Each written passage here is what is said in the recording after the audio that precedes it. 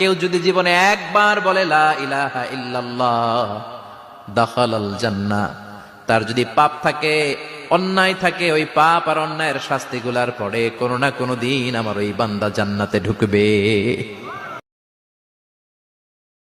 আপনাকে যদি কেউ কষ্ট দেয়, চুপচাপ পবিত্র কুরআনের ছোট্ট একটি আয়াত আকাশের দিকে তাকিয়ে আপনি পাঠ করবেন, আল্লাহ এমন ফলাফল আপনাকে দিবে, আপনি দেখেই সন্তুষ্ট হয়ে যাবেন। সূরা ইউসুফের ৮৬ নম্বর আয়াতের লাস্টের অংশে আল্লাহ পাক বলছেন, ইন্নামা আশকু বাসি ওয়া হুজনি ইলাল্লাহ। আপনি আল্লাহ পাকের কাছে বিচারটা দিয়ে দিবেন, আল্লাহর হাতে বিচারটা ছেড়ে দিবেন, আপনি নিজের হাতে বিচার করবেন না। কেউ আপনাকে ধোঁকা দিয়েছে, বোকা বানিয়েছে, কষ্ট দিয়েছে, আল্লাহকে বলবেন ইন্নামা আশকু বাসি ওয়া হুজনি ইলাল্লাহ। আল্লাহ পাক আপনাকে ফলাফল দিয়ে সন্তুষ্ট করে দিবে। কেউ যদি জীবনে একবার বলে লা ইলাহা ইল্লাল্লাহ দাখালাল জান্নাহ, তার যদি পাপ থাকে, অন্যায় থাকে, ওই পাপ আর অন্যায়ের শাস্তিগুলার পরে কোনো না কোনো দিন আমার ওই বান্দা জান্নাতে ঢুকবে। সন্তান বাহিরে যাওয়ার সময় অবশ্যই অবশ্যই 3টি দোয়া পরে তাকে ফু দিয়ে দিবেন।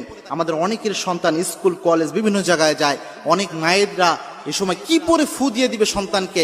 বাহিরের হাজার বালা মুসিবত, রোড ঘাটে অনেক সময় অ্যাক্সিডেন্ট হয়, এগুলো থেকে নিরাপত্তার জন্য সন্তানকে কি পরে ফু দিবে এটা অনেকেই জানে না। অবশ্যই 3টি পরে সূরা পরে সন্তানকে ফু দিয়ে দিবেন, 3টি দোয়া পরে। এই 3টি দোয়া রাসূল সাল্লাল্লাহু আলাইহি ওয়াসাল্লাম নিজে প্রেসক্রাইব করেছেন এবং অত্যন্ত অথেন্টিক হাদিস, সহিহ হাদিসের মাধ্যমে এই 3টি দোয়া প্রমাণিত। রাসূল সাল্লাল্লাহু আলাইহি ওয়াসাল্লাম, সাহাবে একরাম এই 3টি আমল করতেন। প্রথম যে দোয়াটা রয়েছে এটা তিরমিজিতে হাদিস এসেছে, রাসূল সাল্লাল্লাহু আলাইহি ওয়াসাল্লাম নিজে বলেছেন, আল্লাহর হাবিব সাল্লাল্লাহু আলাইহি ওয়াসাল্লাম বলছেন, যখন তোমাদের কেউ ঘর থেকে বের হয় তখন যেন ওই ব্যক্তি পড়ে বিসমিল্লাহি তাওয়াক্কালতু আলাল্লাহ ওয়ালা হাওলা ওয়ালা কুওয়াতা ইল্লা বিল্লাহ।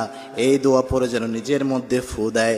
এটা যদি পড়তে পারে ওই ব্যক্তিকে আল্লাহ নিজে হেফাজত করে দেয়। সুবহানাল্লাহ। কোন ব্যক্তি যদি ঘর বিপদে পড়লে প্রথমে ইন্না লিল্লাহ, এরপরে নিজেকে যখন সঁপে দিব তখন হাসবুনাল্লাহ। এরপরে কঠিন বিপদ যদি যখন বিশ্বনবী পড়তেন তখন কি করতেন?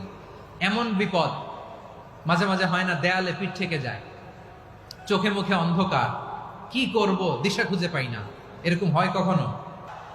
বিশ্বনবী এরকম কঠিন বিপদে পড়েছেন জীবনের কিছু কিছু মুহূর্তে। ওই মুহূর্তে বিশ্বনবী স্পেশাল 2টা দোয়া পড়তেন। এই দোয়াগুলো আপনাদেরকে জানিয়ে দেয়। বিশ্বনবী বলেন, কঠিনতম বিপদে যখন পড়বা, দেয়ালে পিঠ থেকে যায়, চোখে মুখে অন্ধকার, বাঁচার কোনো উপায় নাই, তখন পড়বা লা ইলাহা ইল্লা আনতা সুবহানাকা ইন্নী কুনতু মিনাজ জালিমিন। আল্লাহ, তুমি ছাড়া কোনো ইলাহ নাই, তুমি পবিত্র, নিশ্চয় আমি জালিমদের অন্তর্ভুক্ত। সুবহানাল্লাহ বলেন। যদি ঘুমানোর আগে বলেন আল্লাহুম্মা বিইসমিকা আমুতু ওয়া আহইয়া, ডান কাতে ঘুমান। ঘুমানোর আগে যদি ওযু অবস্থায় ঘুমাতে পারেন, সূরা কাফিরুন পড়তে পারেন একবার সূরা ফালাক, একবার সূরা নাস, একবার সূরা ইখলাস পড়তে পারেন।